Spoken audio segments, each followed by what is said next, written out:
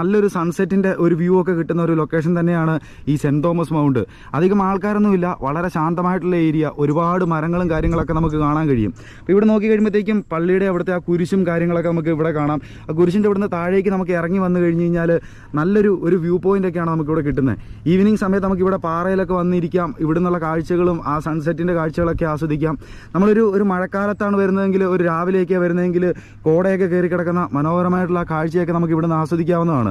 അപ്പോൾ ഒരുപാട് ഫലവൃക്ഷങ്ങൾ, അതായത് മാവും പ്ലാവും അങ്ങനെയുള്ള കാര്യങ്ങളൊക്കെ ഈ പള്ളിയുടെ പരിസരങ്ങളിലായിട്ട് നമുക്ക് കാണാൻ കഴിയും.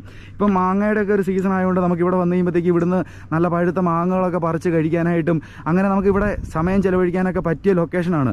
പിന്നെ ഇവിടുത്തെ ഒരു പ്രത്യേകത എന്ന് പറഞ്ഞു കഴിഞ്ഞാൽ നമുക്കിവിടെ വന്നു കഴിഞ്ഞ് കഴിഞ്ഞാൽ ഒരുപാട് മരങ്ങളൊക്കെ ഉള്ളത്, നല്ലൊരു തണലൊക്കെ കിട്ടുന്ന ഒരു സ്ഥലമാണ്. അപ്പോൾ നമ്മൾ ഏതൊരു സമയത്ത് ഇവിടെ വന്നു കഴിഞ്ഞാലും ഈ മരത്തിൻ്റെ ചുവട്ടിലൊക്കെ ആയിട്ട് ഇരുന്ന് ചെറിയ ഇളം കാറ്റൊക്കെ അടിച്ച് നമുക്കിങ്ങനെ സമയം ചിലവഴിക്കാൻ പറ്റിയ